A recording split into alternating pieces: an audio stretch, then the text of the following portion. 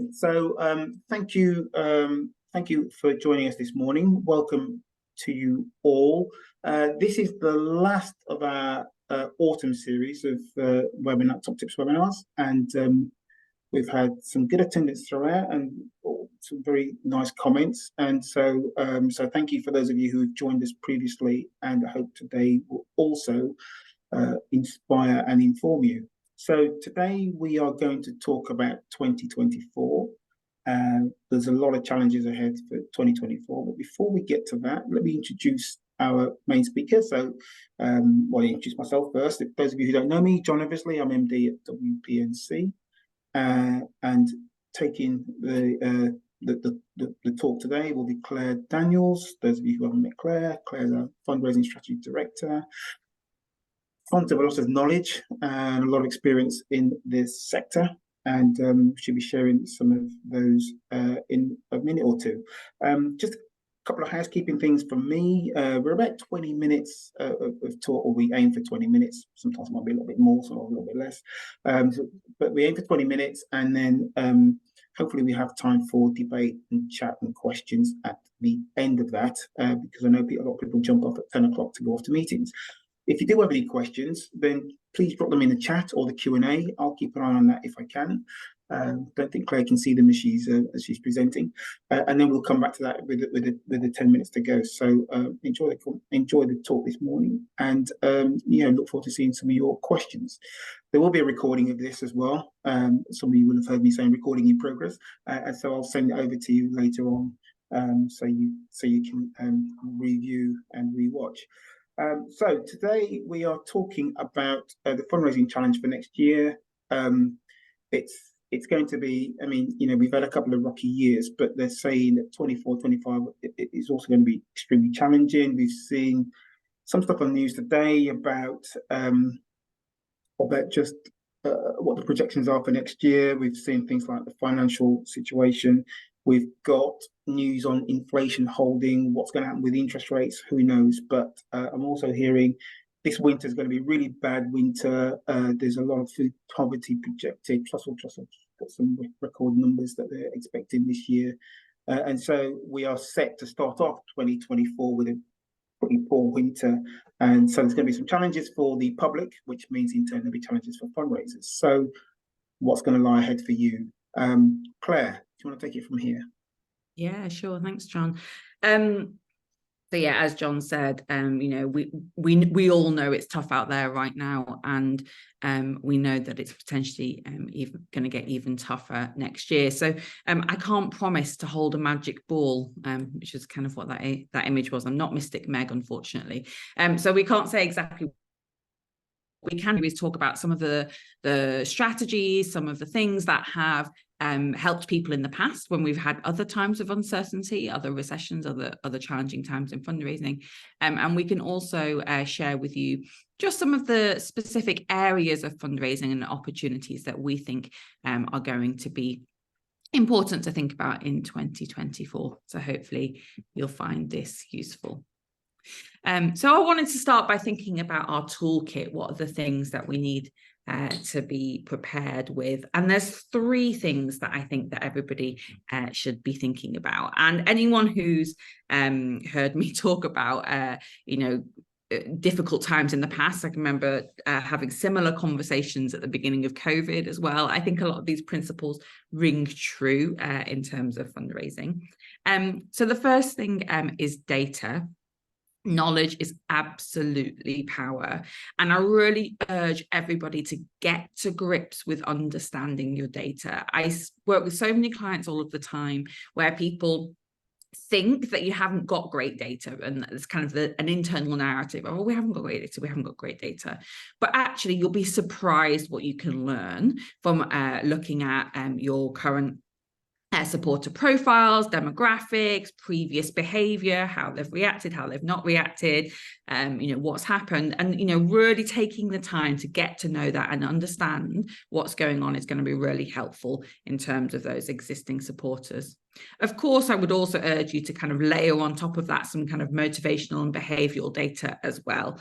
Gaining new insights, understand why people would want to support you and where they're at in their lives right now.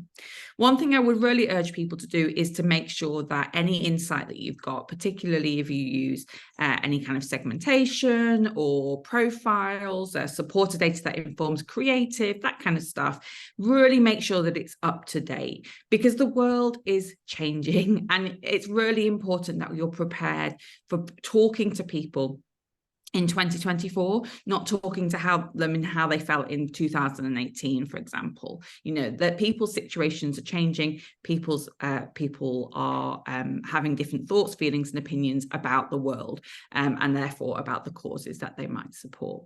There's lots and lots of free sources of data out there as well, so do urge you to go and have a look. YouGov's website is brilliant.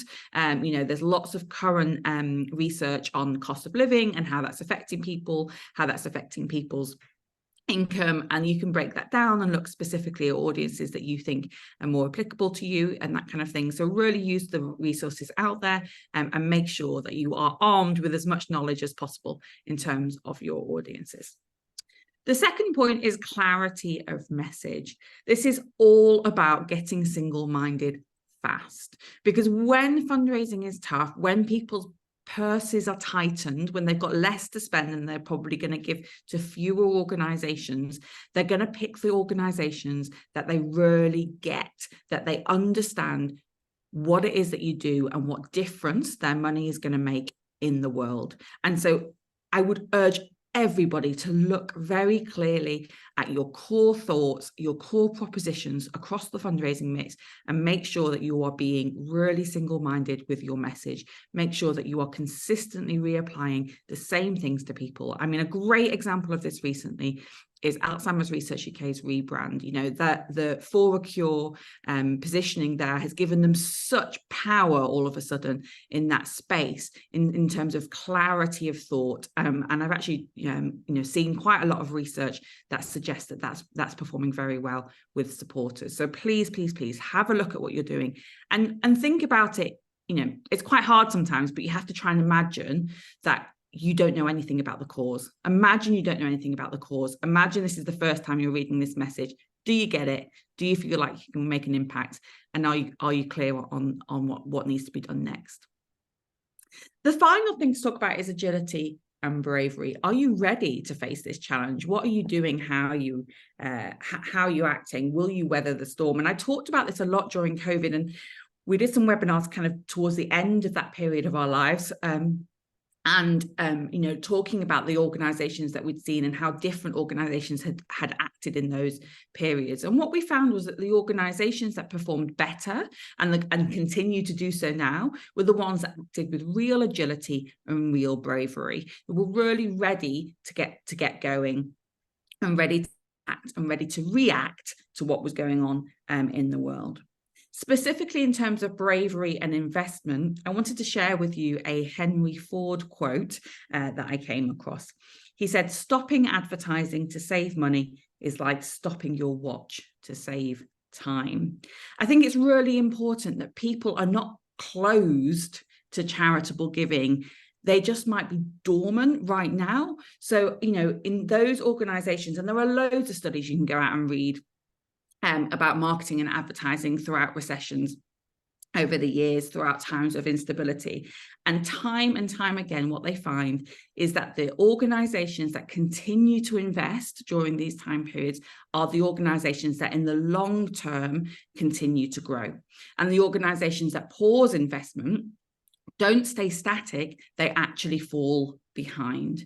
And then they find themselves 10 years later scrabbling and struggling and wondering where they went wrong. And it was normally that time they switched off from marketing back then. So really encourage us to think about how we can be smart and brave with our money. I know that there will have to be cuts made. I know that fundraising is going to be tough, but can we focus on staying top of mind? Can we focus on brand building? Can we focus on hand raising and small actions and bringing people closer to our organization, even if we can't necessarily get the money out of them right now? And so then thinking about where the opportunities might be in 2024, there's some kind of top line buckets of opportunity that I'm going to discuss with you. And then we're going to talk in a little bit more detail about some specific areas of fundraising.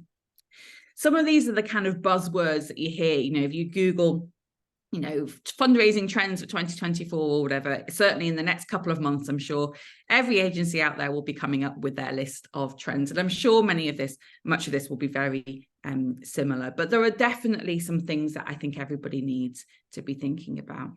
One of them is flexibility, flexible giving. How are we going to keep people when times are tough? This is absolutely about retention. I saw a survey that said that 64% of people who make regular donations would appreciate the ability to skip, pause, or change the amount of their donation. And partly that is because that's the world that we live in, right? You know, if I don't want to receive, I receive an odd box with fruit and veg, goes to the rabbits, guys. If I don't want to receive that on a different week, or if my money's a bit tight this month, I can pause it, I can change the size of it, I can change the frequency of the deliveries. You know, this is the expectation that consumers have of how we interact with organizations that we give our cash to. And really, if you think about it, if somebody cancels with you, there is such a small chance that they will come back, because their attention might go elsewhere. They might forget to restart it in the future.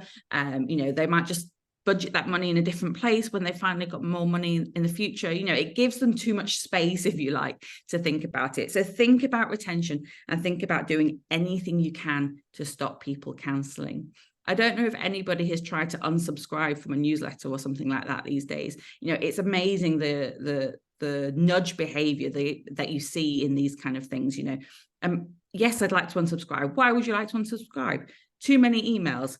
Well, how about we send you fewer emails? Do you want to keep going? You know, so really look at those communication channels and really think about how you can encourage that retention. Just a couple of things that I've sort of noticed, and I don't know how much of an impact they're going to have, but Toucan's been around for a little while in terms of a flexible giving program platform. And then there's also one that seems to be coming over from the US called Flexible Giving, you know, and they're offering this really interesting kind of subscription-based model with lots of opportunity to be flexible with your donations. However, we're not getting their data. Okay, so with Flexible Giving, for example, one of their guarantees is that they will not pass the data on to the charity. So we as a sector, we kind of risk losing our ability to control that relationship with somebody if there is another provider offering what they need in terms of how they give elsewhere. So it's a little risk for us to be aware of. The second thing to think about is stories. And this is all about how might you be ready to tell or to back the most compelling stories. If we think about the last few years, there's, you know, from an increase in humanitarian response moments through to kind of compelling stories such as Deborah James or Elia Keynes. You know, these mass response fundraising moments seem to be becoming more and more common. And I think it's partly because we actually live in this very fragmented media landscape. And therefore, it are very few things that kind of really seem to cut through with people. It's becoming increasingly difficult. And therefore, it's important to stay on top of these stories. I would really encourage you to think about being ready. So there are two things to do. One, get your story straight. Have a look, see what you would be ready to say. We all know some of the big things that are going to happen. We all know there are going to be humanitarian crisis in the next few years, you know. If there was a flood, if there was this, if there was that, if this, you know, do some hypothetical scenario planning. If this stuff was happening, what would our story be and how would we be ready to respond? The second thing to think about is staying on top of what's happening out there. What are your supporters talking about? What are the trends that are starting to rise? You know, things like Deborah James is really interesting. She got her story going long before Cancer Research UK got involved. You know, staying on the pulse of what's happening in your particular area with your particular people with lived experience, for example, and understanding how you might insert yourself into that story is also something that would actively encourage.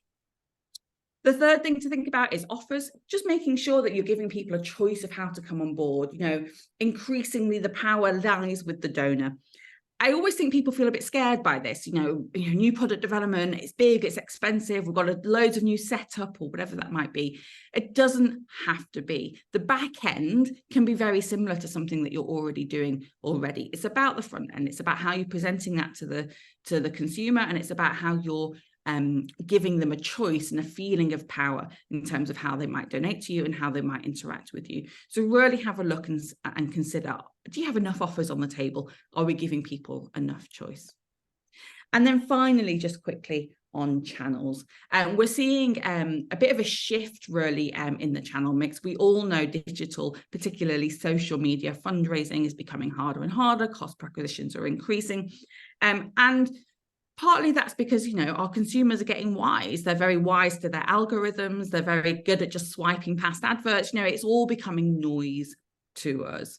So consider mixing it up and think about, how am I interrupting someone's everyday? You know, how am I inserting myself into the story? I'm not asking them to do something different over here. I'm coming right into their life and I'm interrupting and getting them to listen. And there's a couple of things we're seeing. I'll talk about this in more detail in a second, but definitely seeing a rise in direct mail and door drops. You know, actually what's happened is the more digital everything's got, the more novel mail has become. So there's a real opportunity for a resurgence there. You know, I'm much more likely to stand at my front door and look at something that's come through than I am to spend even 30 seconds looking at an advert on Instagram that I'm so used to just flicking past. The other thing is out of home, thinking about how you can use that and how you can use out of home in a really novel and different way. You know, it doesn't have to be, you know, huge, big billboards. You know, I saw some great stuff from Macmillan on petrol pumps, for example. Not so long ago. You know, what a fantastic opportunity. Think about the times that I've not got a phone in my hand and how might you insert yourself into that moment or that conversation. I know ActionAid have had great joy with their toilet advertising, for example, for a similar reason. Okay. So that's the overview of the sorts of things that I think we should all be thinking about. But I wanted to spotlight specifically on some areas of fundraising that I do believe are going to be really vital for everybody in 2024. I'm going to try and rattle through them as quickly as possible. The first one is prize-led fundraising. So we know it's on the rise. We're seeing some great success for some organizations that we work with. And it really makes sense in a time of difficulty in terms of a cost of living crisis. I'm going to jump straight to that point there that says history. I love this fact. In 2009, national lottery sales rose by £25 million. Let's all, you know, for anyone who's too young to remember, 2008 was a huge recession and the crash of the housing market. And the reason for that is, in a time when things are tough, people are looking for hope in a challenging world, looking for joy. They're looking for win-wins. You know, what's in it for me? And I've heard this in so many Qual Research interviews recently. You know, I want to go donate to charity, but if I'm going to do that, what's the payback for me? But I also urge you to think about the fact that cause can still matter. You know, people still want to help first and foremost. And I feel like there's probably a very great opportunity in cause-led prize fundraising. It doesn't have to be all hope and joy. There can be a really strong push of cause as well. The second area that we think has some huge potential in 2024, if it will let me click on, there we go, is legacies. Legacies. You might have been to our specific legacy webinars. It seems to be the buzzword of the sector at the moment. And, you know, I can understand why. When immediate fundraising is tough, then we do start to look to the long term. Great statistic there from Remember a Charity. 20% of UK charity supporters aged 40 plus now say that they've left a charitable gift in their will, compared with 14% in 2013. The point of that is that the behaviour is becoming more and more normalised. The more people talk about it, the more people see it, the more people subconsciously take that information on board, and the more likely they are to do something in the future. Which means that if you've not got a really strong legacy programme out there right now, you're missing out, okay? Because other people are there, they're on their tails, and it's your opportunity to get in there. But also that there's huge potential still in there. That's only 20% of UK charity supporters. There's still plenty of growth there. There's plenty of pie for us all to eat from. I think the reasons that legacies are really vital in a recession are very similar to the reason that prize-led fundraising is very vital in recession. Hope, a legacy gift, can really make you feel like you've got some hope for the future and you're in control at a time when the world can feel quite challenging. There's definitely a sense of win-win. I get the feeling of giving without actually parting with any cash right now. And again, if we look back to history, there is evidence to suggest that this is what happens in recessions. In 2009, the number of legacy legacies received increased over 4%. Really interesting. The amount that legacies amounted to as the sector decreased because of the housing crash, but the number of individual legacies received increased in 2009. The next one is I wanted to talk about quickly is irregular giving. It's a new coined term. Really interesting. I'm sure many of you are seeing this. Many of our clients are seeing this. A significant increase in one-off cash gifts, or should I say seemingly one-off cash gifts. There's a great stat there. The estimated number of people giving multiple one-off gifts has doubled in the last 3 years every year. I think that came from Woodsville data.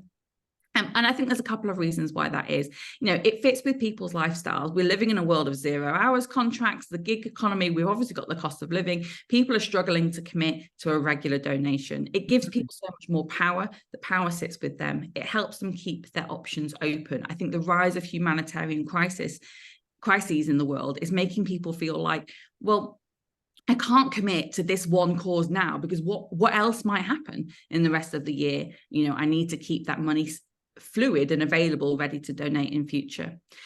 But the thing that's most important to remember about this, and it's why I'm calling it irregular giving, not cash to giving or one-off giving, is that when you speak to supporters, they see themselves as committed supporters of you, even if you don't see them as that.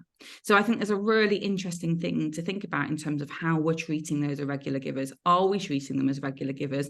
How are we nudging them and reminding them to keep donating, and how we can give them power and control over their donations, but keep them close to us? I think is a really interesting thing for people to explore. And finally, I promised you I'd get to it, a little spotlight on direct mail. Donors are 3 times more likely to give online in response to a direct mail appeal than an email. Great statistic there. We're definitely seeing a rise in direct mail, and we're doing some fantastic direct mail for some clients at the moment. And as I said before, think about when you're on your phone or when you're on your laptop and you're looking at social media and you're looking at advertising, or you're reading the news and you see digital advertising, you're so in the habit now of just scrolling past it, skipping past it, not really paying attention. So subconsciously, some of it's going through, but you're not necessarily properly engaging with it. Whereas a piece of paper that comes through your door, you're significantly more likely to dwell on looking at it, even if you don't open it, although the open rates are much higher than you might expect. I think, I've not got a stat here, but something about like 60% of direct mail gets opened. Cold direct mail gets opened. So if you think about it there, you get 157 emails a day on average, hundreds and hundreds of digital ads, and people on average only get 2 pieces of direct mail a day. A couple of things that's worth pointing out. It's not as old as you might think in terms of your audience. So it's actually the ages 45 to 54 are most likely to respond to direct mail. And there's also some really positive statistics in terms of even younger audiences who've grown up in a digital world, who think mail is incredibly novel and exciting, and potentially have potential to respond to that as well. Although it's got to be the right format for them. It's got to be exciting and joyful. Direct mail can also grow brand. There's a great stat there. Only 44% of people can recall a brand immediately after seeing a digital advert, but 75% can recall the brand after receiving direct mail. And it also can grow loyalty too. Just because people aren't responding doesn't mean that they don't enjoy receiving the piece of mail and that it doesn't make them feel warmer and closer to you as an organization. Around 70% of consumers say that mail makes them feel more valued as a customer than receiving email. Whew. Apologies, a little bit longer than I expected. I am sorry about that, but lots and lots of information to take in there. So just very quickly, some takeaways. 1, get ready. Get your foundations right. Make sure you understand about your data and insight. Have a look at your proposition and messaging. Now is the time to review, ready for next year. And think about the structures and processes that you have in place internally. What can you influence to make sure that you're ready to respond with agility and to be brave? 2, review the plan. Have a look at what you're planning for next year. Where are you encouraging flexibility for audiences? Are you ready with your stories, and how are you tracking those? Do you have enough offers, and have you really thought about your channel mix, or are you just doing the same thing you've always done? And then 3, if you want to think about some specific areas of fundraising that are the best opportunities right now, we would really urge you to think about your prize-led fundraising, to look at your legacy program, to think about those irregular givers and how you might turn them into regular givers on their own terms, and to really have a good, long, hard think about direct mail. Whew. Thank you very much, Claire. Brilliant. Thank you. John Watson would be very happy with that direct mail slide, I tell you. We've been talking about trying to bring direct mail back with gusto for a while, and I think there's a lot more encouragement out there now. The DPDI, the new data bill going through Parliament now, that's designed to help, particularly fundraisers, reduce the burden that they've probably felt through the original legitimate interest clauses, etc. So once that works its way through the DMA and other bodies this year, then I think we're going to see a lot more relaxation around some of those data regulations, which will also help. Well, it will help email marketing, but it will also help direct mail too. So that's a positive thing that we should certainly put into our pot for next year. So we've only got a couple of minutes left. Let me just round up. So as I say, thank you very much, Claire. This is the last of our sessions, webinar sessions for the autumn. We'll be back with some new subjects and new presentations in the spring. Look out for that. But let me finish off by saying that in the previous talks, you'll have heard us talk about our workshop sessions. Some of those have been on the way and they've been really good. I know a lot of clients have also, and people who we haven't spoken to before, have invited us in to have audit sessions and workshops working through particular subjects. So I'll just restate this one here. It still applies to fundraising strategy too. If you've got a subject or a challenge or something that you would like to set, we'd be very happy to talk to you about popping in and maybe running a workshop. Claire, myself, and some of the others with expertise back in the agency can certainly come in and help organisations and their teams tackle some of those and come up with collaborative solutions. So let me just land that one with you. If you're interested in talking a bit more about this, or you've got a challenge that you want to put forward in the workshop, then yeah, just drop me an email, john.eversley@wpnc.agency. Thank you very much, Claire. I was just looking to see if there are any questions, but I think people have been writing things down, and we'll probably get some questions after I send out the recording. So I think no, there's lots of people shooting off now, so we probably need to go. So yeah, got a dash. Thank you very much. Thanks for coming. Thanks, Claire. Reach out if you've got a question. Oh, John's put one in the chat. Let's pick up the conversation about the back-end effectiveness of managing responses, data security, and the challenges. Yeah, John, I mean, exactly what you've just been talking about. Maybe maybe John and John can have a conversation after this. We'll certainly pick that one up. Yeah, I've been along to a couple of DMA sessions, and I know Vicky, fellow director, has also been involved looking at it from the Golden 8 point of view. So we'll have a few things to say on that. Be good to see how the whole thing emerges, and hopefully it'll be better for all of us going forward. Less burden, less restriction. With that, it's 10 o'clock and I can see people are shooting off. So let me say thank you very much for joining this morning. I will drop you all a note so you've got the link to the presentation. If you need any other questions, then please come back to me. Thank you very much, Claire, for this morning. Very interesting. Hopefully we've inspired a few viewers today. I think that's probably it. Have a great day, everyone, and see you in the spring. Bye-bye.